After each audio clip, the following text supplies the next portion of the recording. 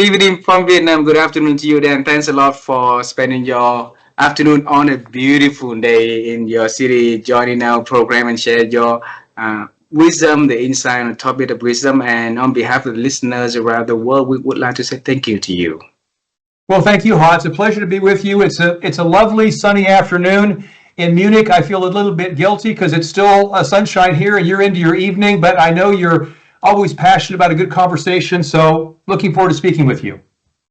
And I miss you again this time when we go to London, but you know the world is small, big is depending on how we think about it. So I believe that there's abundant opportunities for us to meet in person one day soon. So I really look forward to that day to come, Dan.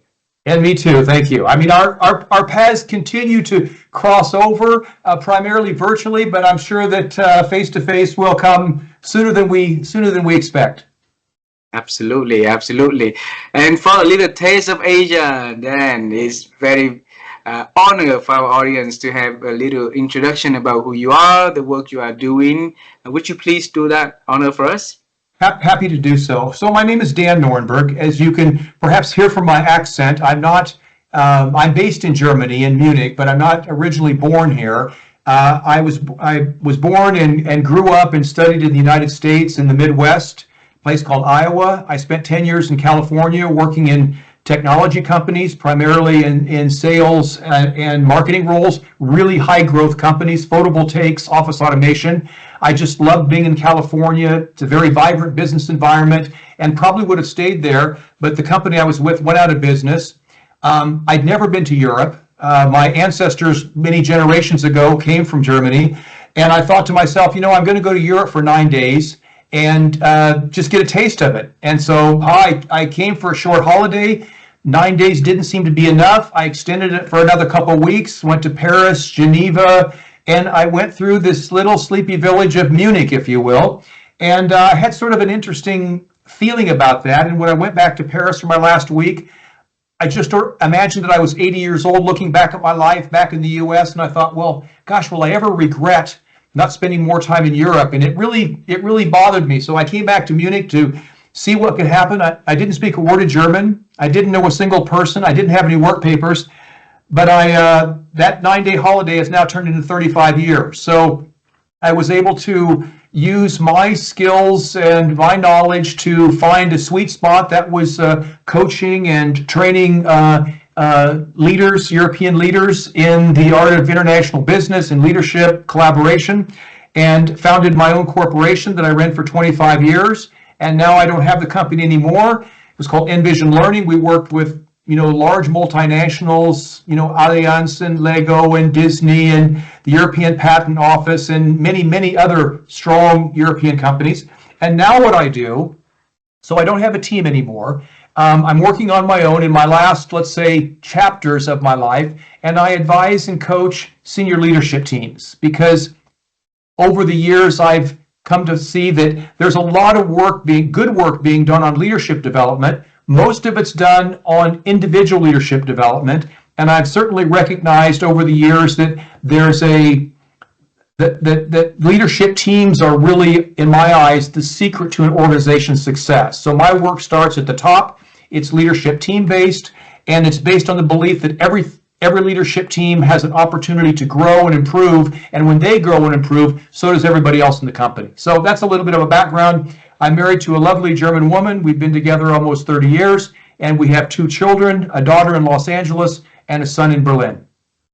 Wow. Dan, you have a phenomenal journey that you introduced to us in less than 2.5 minutes, and it's not fair. So I want to bring you first to the moment that you decided to go to Europe. Okay, so it could be anywhere. You can go to Asia, you can go to South America, you can go to Antarctica, anywhere, but why Europe? That's a good question. That's a really good question. I think that, for at least when I was growing up, a lot of Americans, people around me, seemed to go to Europe after they graduated from high school or maybe between their years in college or even after college. And I was very involved in athletics, track and field, basketball, and American football was my primary sport.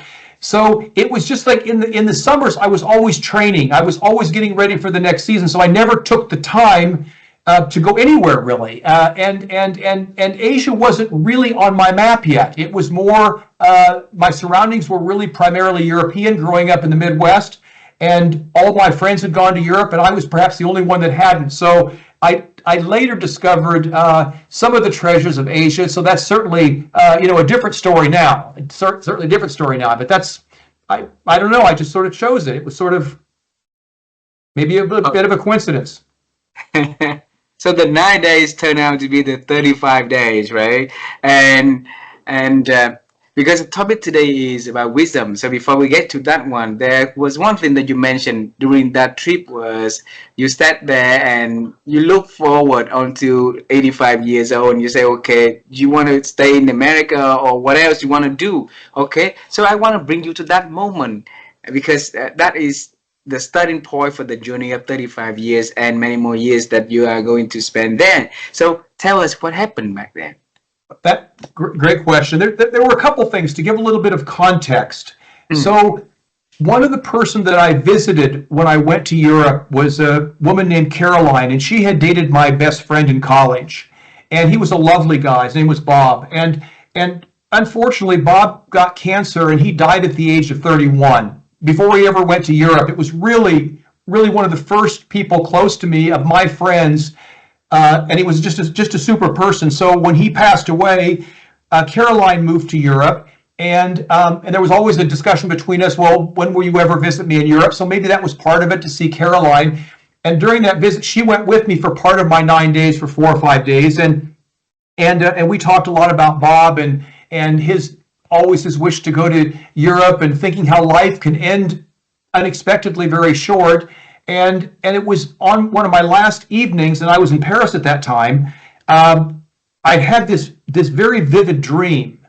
And the dream was that, really, as I just described it, I was really back in California, 80 years old, pushing the lawnmower, 2 kids, 2 cars, thinking that's a pretty nice life, because I was single at the time. But I thought to myself, when I'm pushing that lawnmower, will I ever regret not spending more time in Europe? I wasn't working. The company I was with got out of business. I sold my house. I didn't have a relationship. So I could never have been freer. And this possibility of regret, because 10 years earlier, I'd had a very serious experience with regret where I was playing American football in the university. I quit the team because I was frustrated because I wasn't playing. I made a short-term decision that had long-term implications. And for 10 years, I regretted that decision. I regretted quitting the team, not being part of the team. For some people, that might not seem like a big deal, but for me, it really bothered me. For 10 years, I carried that regret. And that evening in Paris, I thought, oh, there's that feeling again, that feeling of potential regret. And I didn't want to carry another regret with me. And so maybe I'm getting ahead of myself, but so for me, wisdom is also about it's also about paying attention to things that may play out in the long game. So for me, wisdom is about the long game. I think intellect, intelligence, being smart is often sometimes about a shorter game. And I think wisdom is also about a longer game. Like, if you do this, how will that impact you? Will that be satisfying for you some time in the future? So for me, now it looks like a great decision. I had a business here. I still love the United States, and I go regularly, and our daughter lives there. But for me, it's been a game-changing decision, because I found my wife, we built a family, and I think one of the other things about developing wisdom is being around diverse people and diverse environments. I think this is really important, to flood yourself with different perspectives. And I certainly got that in Europe, because I didn't speak the language, I didn't know the customs, and I made some very, very, very silly mistakes, that you learn to laugh at yourself, which later that becomes wisdom. So since you already mentioned a little definition about wisdom, which is, paying attention to the things in the long game instead of something today or tomorrow, right? Is there anything else that you want to share about how you define what wisdom is? I think sometimes people talk about wisdom in the same context as uh,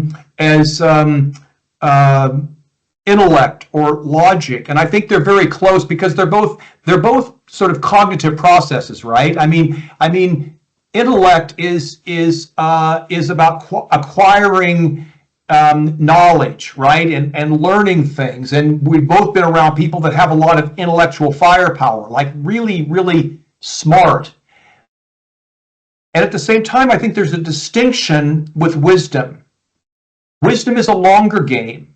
And I think that wisdom is also about the application of knowledge and of experiences and of situations.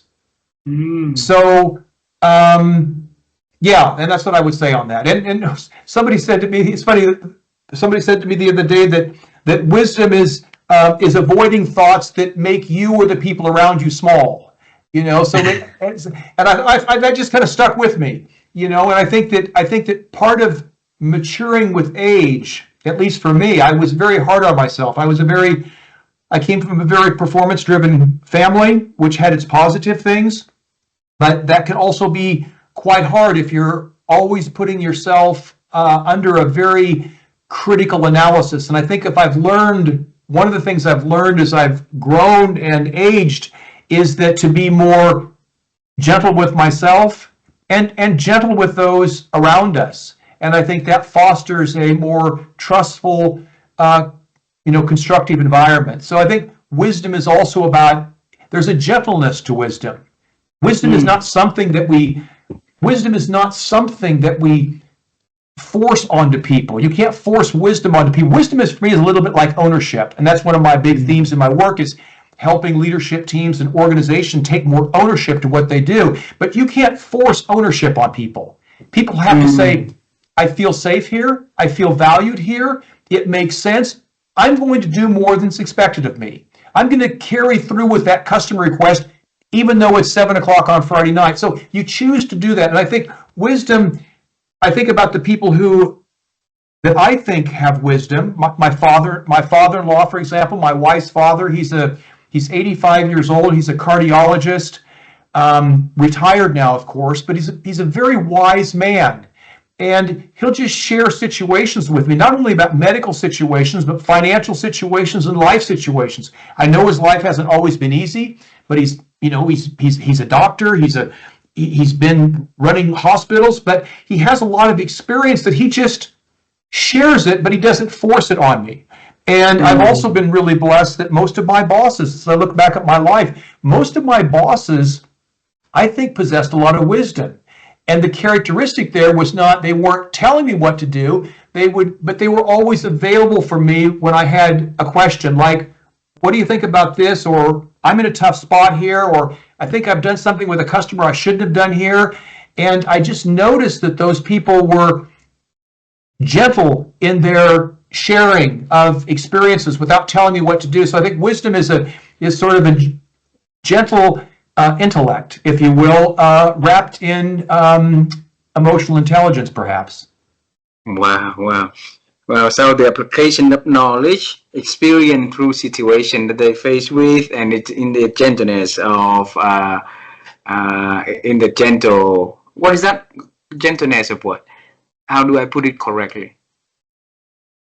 Wrapped with emotional intelligence, right? Well, I think, for example, there's an example of what the picture that comes into my mind is, I can remember back sitting in biology class or something, and you're sitting there and the teachers are really, and the professors are really bringing over the information, or in neuropsychology, they're bringing over the facts, they're very passionate about it. I had great professors in college and they're bringing it over, but I felt like it was being, it's like a force feed, in the school sometimes it's being force feed. But then when I think about conversations with my father-in-law or my bosses or other people who I feel possess wisdom, it's not such a driven conversation. It's more just an open sharing, and it's almost like, here's a basket of fruit of my experiences. If there's something here that you think could benefit you, then take it without. So it allows me to process it and to take what I want. Beautiful, beautiful. So besides that, then what else from a person that we can spot out that this person is a wise person first, worth to invest our time and resources to follow, to learn, and apply what the advices they gave us. And the reason I ask for it is because a lot of us out there are confusing because the world having so many noise at the moment, and so many people wear so many different kind of hats in their head, right? And then it seems like they claim to be an expert here and expert there, and it's really easy for us if we're not carefully selecting the right kind of people into our life, then it's not only wasting our time but also maybe leading us to a different path that's not going to give us any benefit at the end of the tunnel, right? So back to the question, what else that we could do to help us selecting the people into our life better, those are wise that can help. Yeah, Hawk, that is such a beautiful and profound question. I almost can't even answer that. That question that you've just asked is so valuable. That's probably one of the best questions. That's a brilliant question that you've asked. How do I seek out and associate and connect myself with people that will provide meaningful wisdom and not be a waste of? That's a great question. When you asked that question, it just sort of, my whole body just started to just kind of like, it was just amazing. That's a great question. So thank you. I'm gonna be carrying that. I'll be carrying that question with me for a week. And I think back to my 30s, perhaps early 30s in California, or even my 20s, and I can remember, this personal, really strong desire to succeed. I originally wanted to go to law school, and I said I'll do 1 year in business, and I got into sales and marketing, and it really worked for me. I was really passionate about it, and I had a lot of success at a very early age, and I was constantly looking for mentors and coaches. And while I did have really good bosses who I felt were full of wisdom, I also sometimes was attracted to other people who were highly successful but didn't necessarily have the integrity or the wisdom that I was looking for. And so this really comes to your question. So it's really important I'm thinking about this now, and I'm like in my, 6th, 7th decade, and I realize now that I don't run after shiny plates and shiny lights and material success is not necessarily a bad thing, but there's a thing about, what kind of people do I want to associate myself with? And I think who Socrates said, wisdom is the ability to claim and share our own ignorance, right? And to share our own ignorance, for me, is a byproduct of vulnerability, of being authentic. So if I can share what I don't know, or even where I've made a mistake, while possessing wisdom, that demonstrates that wisdom is also about authenticity and about vulnerability. So for me today, when I read a biography or when I listen to an interview, I don't only want to hear about people's highlights. I want to hear about people's lowlights. I want to hear about where they failed, where they stumbled. And as you know, I'm a leadership coach, so I lead a lot of fireside chats on these workshops. We go off with 10 or 12 men or women, and there's not always a fireplace there, but this concept of a fireside chat where people sit around and they talk about things that are very personal to them, And one of the questions that I'll often ask is to the senior leader, can you describe a time to him or her that you didn't think you were going to come through it? You were really like at your bottom. And if you can tell us about the situation and how you came through it and what you learned from that, that for me is a wisdom bundle, and so this ability to be able to be true to yourself even in down moments, I think, is where we cultivate wisdom. And I just wrote about that on LinkedIn yesterday. So, great question. Wow, wow. In the second point, when you define wisdom is the application of knowledge. So two pieces in here. One is is knowledge, and the other one is how we applying it, right? So um, Yeah, let's. there's so much knowledge out there for us to obtain into our life, and if we don't if we don't get enough, then we're not going to be able to give to make good decision. But if we get so much knowledge that then maybe we over how do I say it?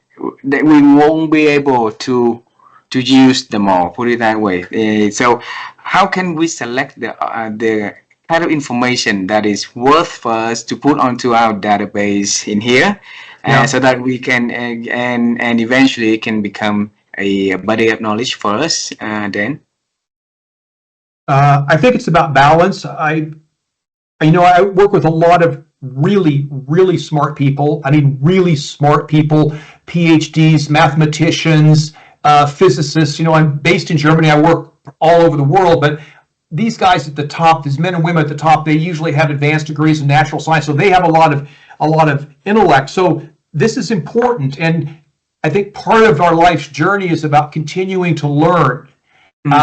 But it can also, it's like salt on a steak or on a piece of fish. Salt can really enhance the taste of whatever we're eating, but too much salt can also make the food not edible anymore. So I think that we've got to be careful that we've got to have a healthy balance of intellect. I know people that are very, very talented, but they're still carrying maybe a little bit of feeling insecure because they didn't get that advanced degree or they haven't studied in this area. And while that's important, it doesn't have to be a game changer. And I was thinking, as you were talking about intellect, I was thinking about, and mathematics was never my best subject, which I'm a little sad about, but I'm sometimes trying to apply these mathematical formulas to wisdom. So wisdom, if we took intellect plus emotional intelligence plus the situation at hand, the context, could equal wisdom. Because I think wisdom is yes, it's about intellect. It's also about being able to share that intellect in a way that's empathetic and that people can grab a hold of it. And it's also the setting. Wisdom is about, does this person, do I need to have a real hard conversation with someone? Is that what this person needs to shake them out of a situation? Or is it more about a gentle understanding? Hey, I know where you're at. I've been there before. Let's talk about this. So I think that this wisdom is the combination of intellect plus emotional intelligence plus a situational understanding of what's the best way to share this information. wow. You make it become now an equation. So it's intellect plus EQ plus situation is a wisdom.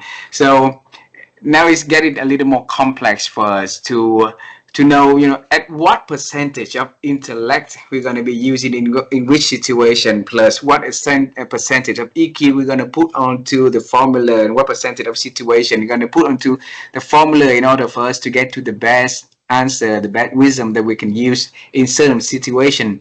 So teach us a little bit more on how we're going to be adjusting that equation in real life, Dan. Oh, good question. I don't know if there's a percentage breakdown, but I think just being conscious about what's maybe even stepping back. You can practice wisdom with yourself by asking, what's going on in the situation that I'm faced. I can give myself wisdom. I do this a lot more now, so it's being reflective. So one way to, let's say, improve our, let's say, wisdom index is reflection. Because reflection, and I have clients that at the end of every week, they spend 2 hours just sort of reflecting what happened during the week, how did I feel, what did I learn from it, and what does it mean for me going forward? So coming back to your point, I don't know if there's a, that we can say 30, 30, 30 or something like that, but I think that we can step back and maybe ask ourselves some questions like, what's going on right now? How do I feel about that? What options are available to me? I think that creating options is also a way to deepen a decision made with wisdom, and so that's what I would say there. I don't think that we can. I think it's to be aware of it. So is there some intellectual knowledge that I need here? Is there an emotional state that I need to be in? If I'm feeling anxious, for example, I can ask myself, well, is this emotion helpful in this situation? Does this help me make a decision that later I will look back and say, oh, that was a wise choice? Or do I need to shift my emotional state that, hey, this isn't going to kill me no matter what happens. Sometimes I use the analogy, I think it's from the Bible, where you say you see a bird on a branch. Does the bird ever look anxious when it sits on a branch? It never looks anxious, because if the branch breaks, it believes in its wings and it knows it'll fly away. And I think that sometimes we don't trust ourselves enough, and then that's something else perhaps I've learned with age, is to trust ourselves, that no matter what happens to us, there's always a lesson to learn there, and there's always a way, to come out of that. Beautiful. So reflection, and earlier I wrote it here, is be around with diverse people and diverse situations so that you can gain wisdom. So there's the do's and there's also the don'ts, right? So the don'ts will help us to not doing something that harmful on the way for us to accumulate wisdom in our life and get wiser. So is there, if you can list some don'ts that we should focus not to do now, so that it's not gonna derail our path onto the journey of wisdom, what would be the key things that shouldn't we do? That we shouldn't do. Shouldn't do, yes. Yeah. Well, Another great question. That's why you run such a great podcast. I mean, let's just look at a couple things. I mean, number one, some of the deepest, wisest insights that I've ever got came through deep pain, really deep pain. And I'll give an example, then I'll talk about the principle. So in my younger life, when I was single, I wasn't very good in relationships with women, for example. I wasn't married or anything, but I wasn't very committed. And my partner was committed. And so sometimes I did some things that were not very ethical in the relationship, which hurt that woman, and then it hurt me. And it took me some time to learn what it means to be in a relationship. I got very wise. Now, I've been with my wife for 30 years, and she's the only person I've been with since that time. But that was a very painful experience, because I had some really nice relationships with other women when I was back in the U.S., but then I would do some things that weren't very ethical, and they were then extremely painful and very embarrassing to me.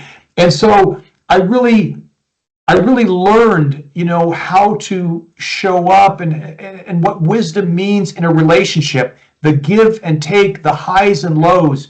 You can't go out of a relationship and do something that you think will repair or make you feel better. It only complicates it. So, and I had to stay in that pain for a long time. I was then single for a very long time and thought about that. And so one of the things that I would say that you don't want to, if we're talking about acquiring wisdom, don't run away from pain. It's a human quality. It's a human experience, and pain is an important thing. And I know there's people out there that will probably be listening, and maybe they've had a loss of a loved one or something. So I can't always explain this, but we can't run away from those very dark situations. If we need some help, then we should get some help. That we don't stay there too long. So I would say don't run away from bad experiences, but stay in the pain and work through that. I think that's probably the most important thing that I can say about that. I would also say you can't really camouflage it. You can't drink it away or party it away or distracted away, or in the case of if it's a relationship, to go to the next person and think it's going to be better.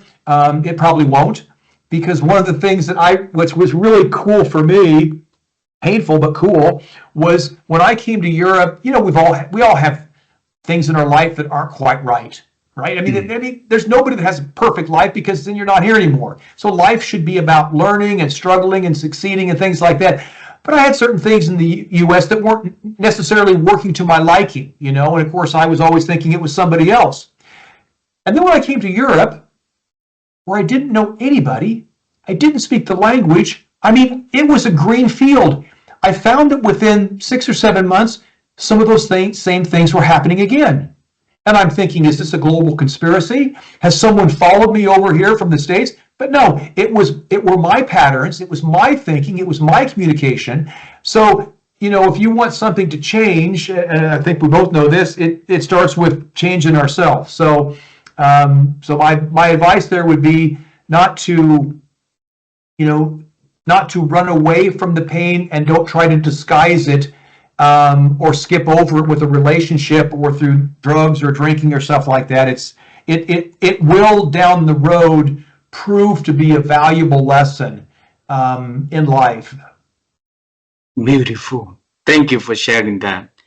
Then you say that we have to start with us, change with us first, right? And through the noticing that we need to do something differently, then we need to start to make the change from ourselves. But some people in life will never have that that noticing. So they will run every day the same thing over and over and over and over and over and over, while expecting something differently, right? So what can we do to help them to have that moment of reflection, of moment of really noticing something important inside of them, and move from that noticing stage onto the doing stage for them to do something that can lead into a different directions? Well, 3 things. Number 1, I don't have any tattoos. But if I had a tattoo, I got some really good advice, some really wise advice early in my life. And this person said to me that lessons, and I was probably complaining about something looping around just as you described it over and over again. And he said to me, Dan, lessons will repeat themselves until they're learned. I've never forgotten that. That's a piece of wisdom that I was given 40 years ago. Lessons will repeat themselves until they're learned. In other words, it will circle back around and around and around until I choose to think, speak, or act differently. And I could probably put that would be a tattoo that I could wear. Lessons repeat themselves until they're learned. I have to talk to my wife first, but anyway. So that's number 1. I think 2 other really important frameworks to keep in mind are that cause in part to this loop is it's very simple, but is to be able to really be disciplined and understand the difference between what can I control and what can't I control. This sounds really easy, but you know, Ryan Holiday and his work with the Stoics and Marcus Aurelius's meditation, and this is where I've spent a lot of time the last, you know, several years looking at this Stoic philosophy, is this principle of understanding if something's upsetting to me, is it something that I can control or influence? In many cases, no. However, what I can control is my response to that person, the situation, and that's where I need to put my energy. So I think sometimes people feel in a helpless loop because they're trying to battle something. You can't start a campfire if the wind is blowing very hard. You just can't. So then you have to find a cave, or you have to decide to go without the campfire. And we need to, and now in a world of, you know, social media and technology where everything touches us so closely that, and we get triggered by thoughts and emotions, and maybe it's political or whatever it is, it's like, whoa, what? what's my degree of control over that situation? I don't have any. So then I have to ask, what can I control? I can control my response to it. So I think what I can control and can't control is the second point. And the third point is, and this has been really difficult for me to learn, is to let go of outcomes. Now, I'm a very outcome, results-oriented guy. That's why I just really thrived in a sales environment. You know, I had sales teams, sales organizations, and for 10 years, it was always about achieving the company goals and beyond. And I'm still a results-oriented person, but what I've learned is I've seen many people who stay in a helpless loop because their frustration is because they're not getting a certain outcome. They haven't found the certain person. They haven't found the certain job. They haven't earned a certain amount. They don't have enough in the bank account. They're not managing the grandparents in a thoughtful way, and it's worked by a couple of really interesting mentors. Richard Romold, who wrote Good Strategy, Bad Strategy, and he wrote The Crux. Just a strategic giant, a strategy giant. He's written a lot about letting go of the outcomes. And another guy I've worked with quite a bit, Dr. David Drake, who's the father of narrative coaching. I'm a certified narrative coach. And David Drake talks also about the importance of letting go of outcomes. And what this means is it doesn't mean that goal setting is, we should throw that all out the window.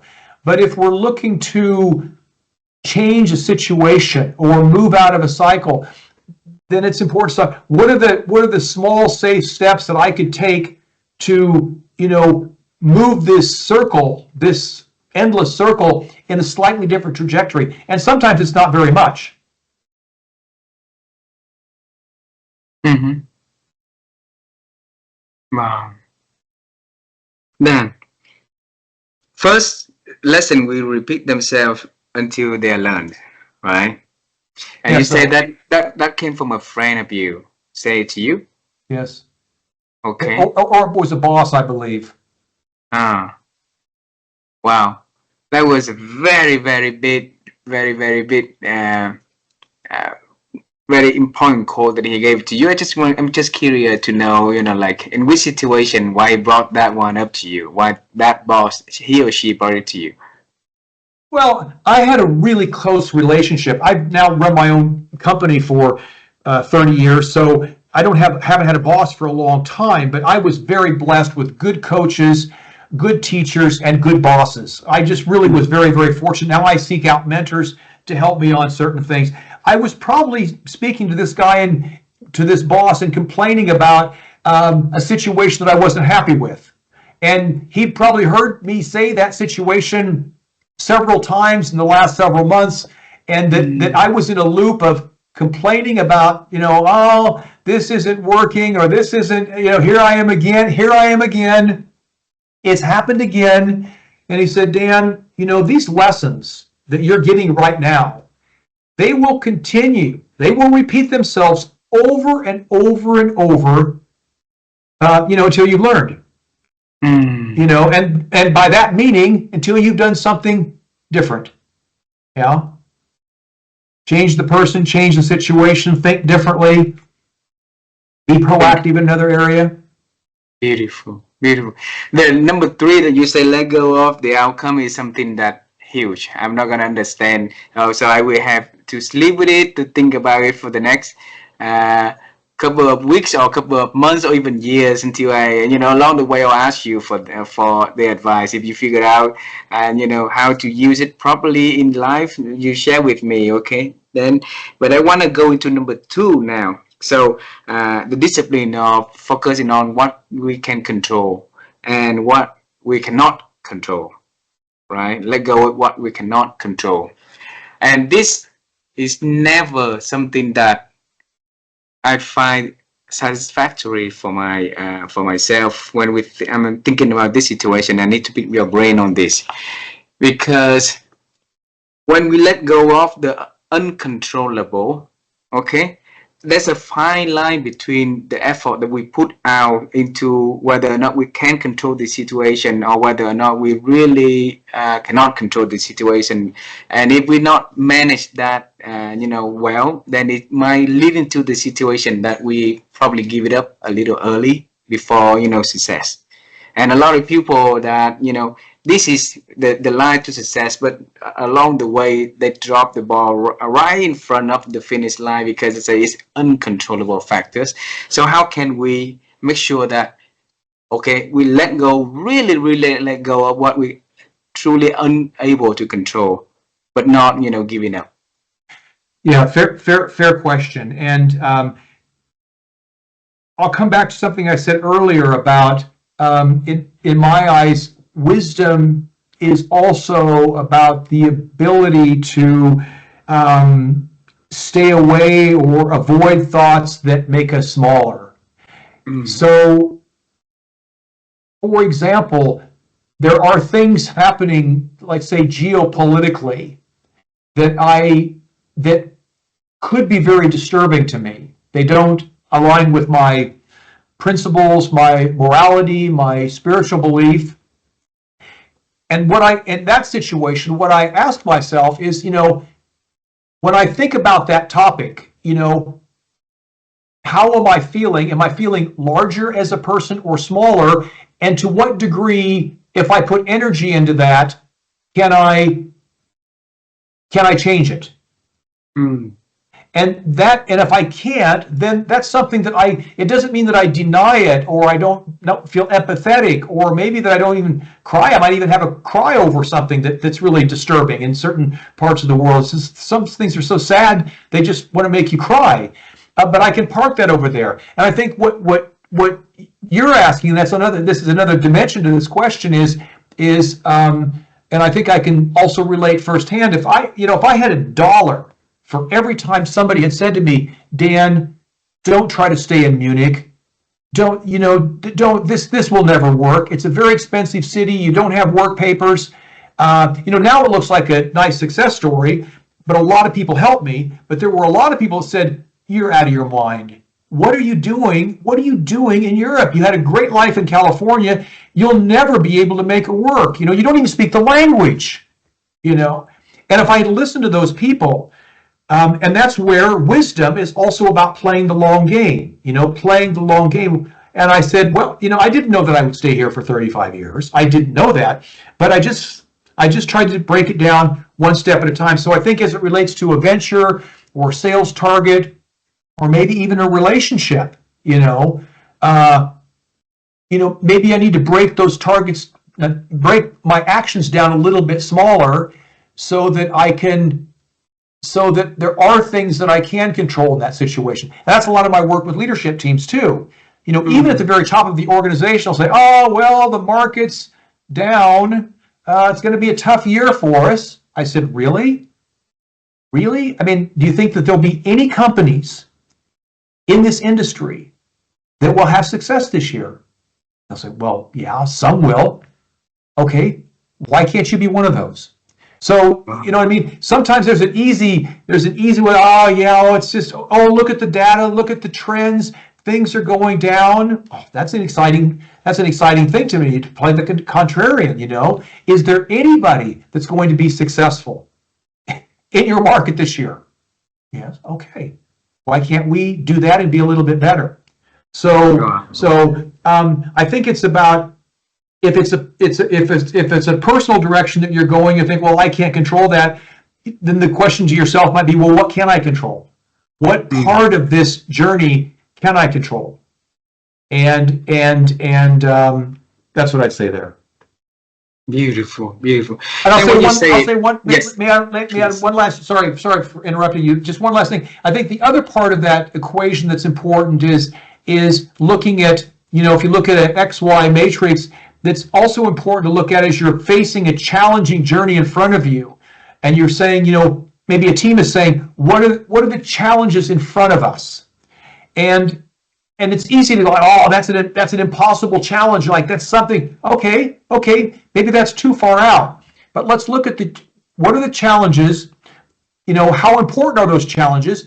and to what degree, if we apply energy or effort, we can make a positive move in that area. So I think looking at a challenging path forward by breaking it down, like how important is the challenge? Is it significant enough? And if we put energy behind it, can we influence it? Those are ripe, either personally or for a team. Those are where you want to go. Oh, beautiful. It's the first time I hear it. Very, very, very, very beautiful advice in here. And it made me forget that the question that I want to ask you about that. But Sorry, I remember the question. I remember the question. When you say long term, how long? How long is long term, you think? Well, long term has both a temporal and it has a, let me say, an ethical aspect. So it could be about time. You know, it could be about time, the decision. But it could also be about, does it meet up with my values or whatever? You know, now I'll give you an example. When I first came to Germany, you know, without the language, without the work papers, I was really scrambling for the first several months, you know.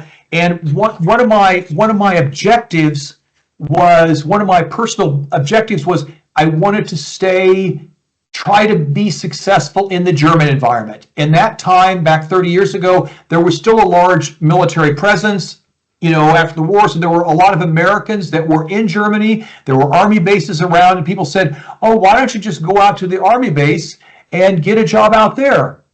And I thought, no, that's not really where I want to go. You know, I'd been a head of marketing, head of sales, nothing against the military, but, you know, I just thought, I want to, it would be comfortable. You know, you could go out there and you could speak English. It's like a little, little U.S. And it was nothing against that or those people, but I wanted to try to stay on the economy. I wanted to try to stay in the, you know, keep learning German, keep finding my way. However, I came to a point where, you know, I had just won a really large project for BMW. I was going to do an analysis of their European sales, and it was a big project, but it wasn't going to start for about 4 months. And I really didn't have the money to eat. You know, that's how far down I got. And so I knew that I didn't want to go out to the army base, but I said, you know what? I need something that can feed me right now for the next 4 months. And I went out to that army base and I applied for a job as a substitute teacher. And every Friday I went out there and I substitute taught. And I also was the assistant manager of the bowling alley on the U.S. Army base Saturday and Sunday for 3 months, which basically meant I ran the bowling alley, I cleaned the bathrooms, and I made the hamburgers. And that's all. There's nothing wrong with that. But I'd been flying around in a private jet running the head of sales for a photovoltaic company. I felt like I'd really fallen off the truck. But I said to myself, I need to do this right now. I need to do this right now. I need that. For me, was a financial bridge. So in that case, I had my parameters of how and where I wanted to work, but I made an exception. It didn't kill me. And if anything, it gave me a deeper appreciation for maybe service people and how they live and what they do after their life in the U.S. military. My father was in the military. I wasn't. So I think that from time to time, you know, somebody said, oh, I don't know if I should take that job because maybe in 30 years, I don't want to be doing that. I don't want to be in that sales role in 30 years. Well, you won't be. But maybe it's a good role for you. Maybe it's a good role to take that, try that, give it all you have, and the universe will help guide you to your path if you keep asking yourself questions. So I think sometimes it's like, well, I don't know what I want to do. It's like, just do something. Just do something. It will guide you. You know, action, life rewards action. Yeah. So if we take an action, we'll meet somebody and it opens that door. So perhaps there's an insight there. Oh, wonderful.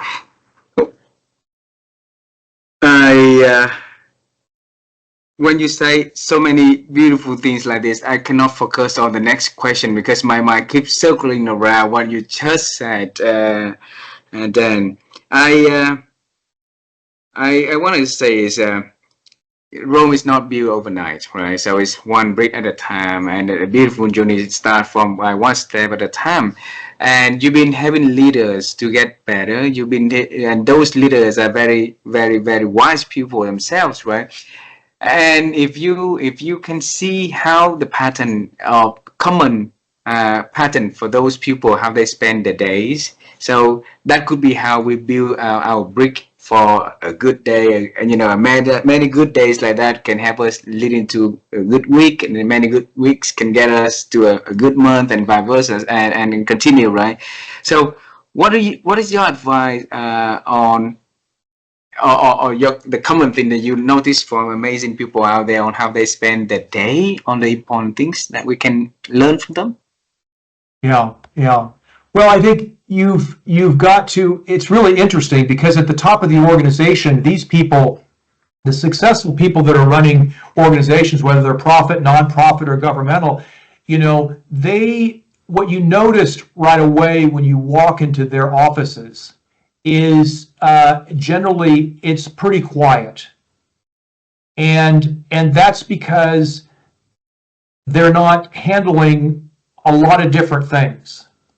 And at the top of the organization. So what I see when you ask the question is, well, what do people who are running these organizations, what do they do? How do they structure their day?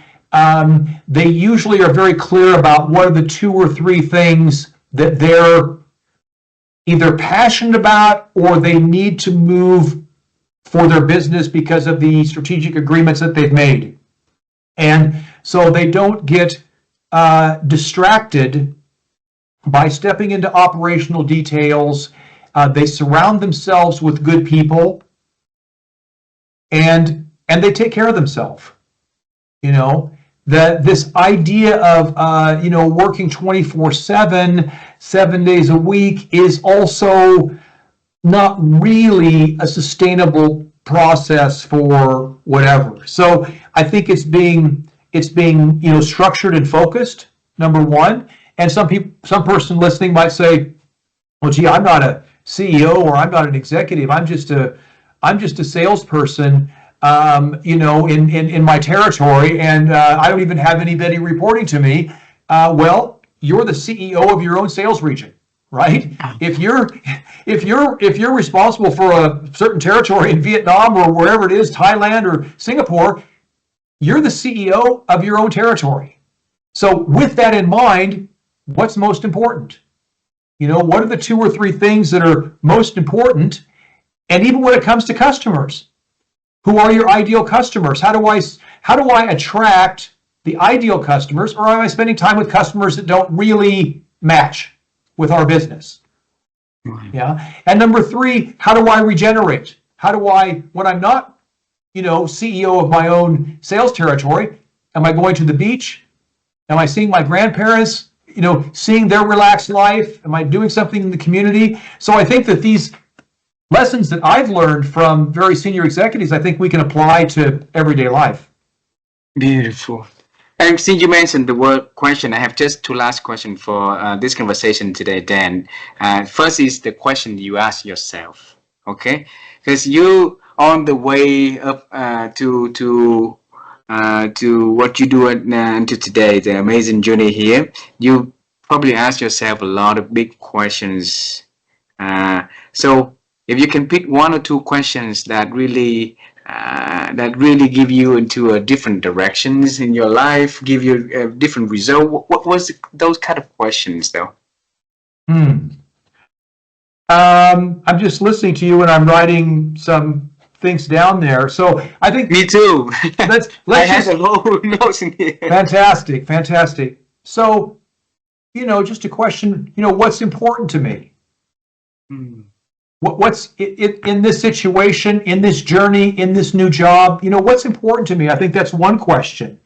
The second is, where do I want to go? And that doesn't have to be a specific destination. That can be a direction.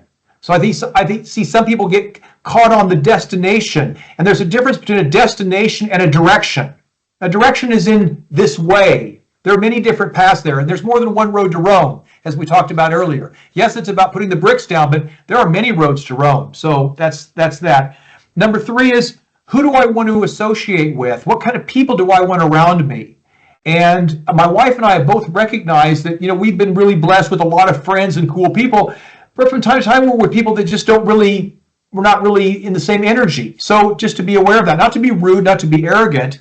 That's the third question. The fourth question is, and this is the one I'm using right now, and I was using it earlier this afternoon, is that I'll be 69 years old this year, and I'm working because I really like what I do, but I'm also asking myself at what degree of intensity, how much do I want to travel, how much work do I want to do, and things like that. So the question that I'm asking myself is, because I am working differently now, I work on significant projects, I work with significant people, but I don't need to fill my agenda with just work for money. This is not a criteria.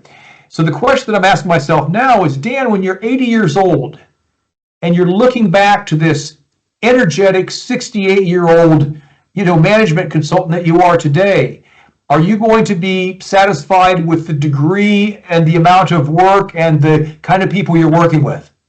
And so that was a question I was busy with myself today. So you look forward into the future and see if that future self will be happy because of what you are doing now, right? Yes. And another way to twist that, this is a way to generate wisdom, to generate what I call instant wisdom. You just gave me this idea. So the other thing you can do is that, when you're in a really tough situation, put yourself out 4 or 5 years in the future and say, I'm looking back at myself in this tough situation right now. What will I say in 4 or 5 years were the key learnings for me? What were the key aspects of wisdom that I took from the situation I'm in right now? So that helps us fast forward a little bit. Let's see. I'm going to say that you really stuck with it. You didn't give up, Dan. You really stayed with that project. You stayed with that company when it was a little bit tough. That's what you're going to say. Okay, maybe that's an insight for me. Wow. You see, you are the man with a lot of ideas. And idea seems to be so fancy for many people because thinking is not easy, and thinking of big ideas is not easy. So then have us to share how could you or what do you do for you to be able to generate that many ideas in your life, though? Okay, here's the most fundamental one. We're going to take exactly what you just said. What I heard you say, which will allow me, what I heard you say is, big ideas are not easy for people. I would never say that. Because what we think and what we say constructs our future. So just one of the very fundamental things is, we talked earlier about being generous with ourselves, feeling good about what we do, looking at our mistakes, looking at our the things I talked about earlier about my relationships. This was embarrassing, and really it's not how I am now, but that's still a part of who I was, and I learned from it, and I just acknowledged that was how it was. But the point I want to make is that we've got to be very careful with how we got to be very thoughtful, not careful, but very thoughtful about how we think and how we talk with ourselves and with others. So if we go back to my original definition of wisdom is avoiding things that make us small or that make others small. So if I said something like big ideas aren't easy, does that make me big or does that make me small? Makes me smaller. So now it doesn't mean that you have to walk around and carry a sign and say, walk down the streets of Hanoi and say, "Oh, I'm a big thinker. Watch me." We don't need to go that far, but we just need to be careful about, how can I put that in a? And if I think, for example, that I'm not a big thinker, that I don't have big ideas, I can also say this. In the past, I wasn't very confident with my ideas and the ideas I generated. But today, going forward, I know that I have a great opportunity to develop ideas that can help me, help my family, and help our business. And just saying that will attract what you need to bring good ideas. So the universe then will have the mystery to bring ideas into our life, right?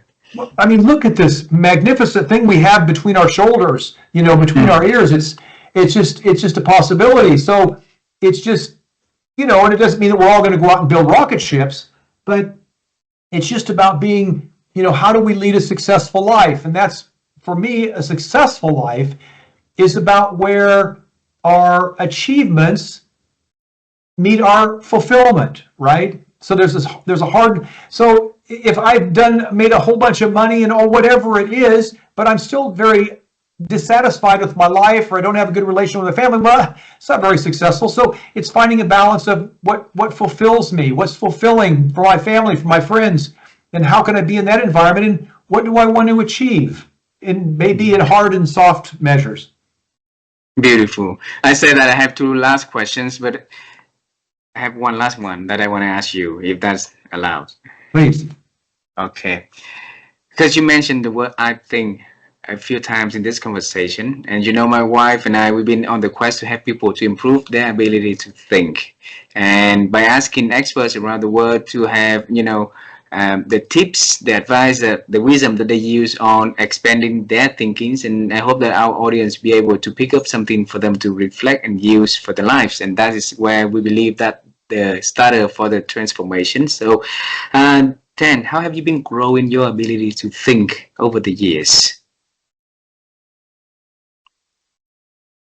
Fundamentally, I think it's, number one, letting go of the belief that I have to be right. That's probably been the most profound one. And it's interesting, my wife and I were talking about that this morning. And because 30 years ago, we were kind of just coming together. I mean, I knew her from before. We weren't really together yet as a couple. She was getting ready to go to England. And I said, oh, maybe you shouldn't have gone to England for that year. Maybe we should have gone together in early in 95. And she said, no, actually, the year in London was good for me. And, in those days, she said, you were very strong. You had all the answers. You knew everything. And I wasn't that strong yet. I wasn't that confident. And I think that I've become a better person, a wiser person, because I've let go of the belief that, I have to be right, or I have to know everything, or I have to be involved in everything. So I think that's life is a journey for all of us. So I think the ability to think means the ability to adapt, to bring on new things, to welcome new ideas, to see people who are different than us, to see business situations that might look completely foreign and think, I don't have to be the master of this. I don't have to know everything. I can just step in and start asking questions to see where I might add value. So I think that's probably the most valuable thing I've done, is just stop insisting on being right and realize there's more than one way to do things. Wow. Such a beautiful conversation, Dan. Thanks a lot for bringing so many beautiful and insightful wisdom onto this conversation. And I learned a lot tonight, and I believe that our audience out there who listen to this conversation, we have a lot of things that they can write down, they can learn and reflect, and for sure try to do something with that, with the to help them on the path of growing. So thank you very much for bringing on all of your years of experience of the and noting here not only the experience but also the gentle onto this conversation to have us to become better people through this beautiful conversation. So then, thank you very much.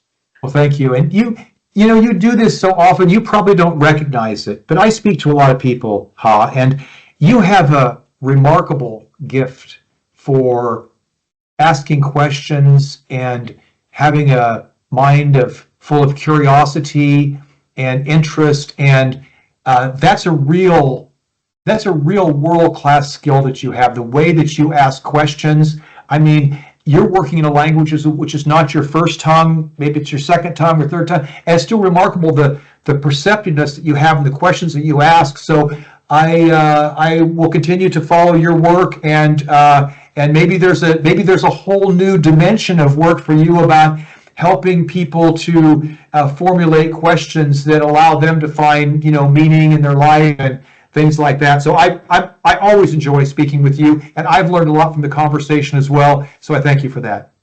Thank you very much. Say hello to your wife and your son and your daughter first, please. Okay? I will, and have a safe trip to London. Thank you very much. Bye bye for Cheers. now. Bye.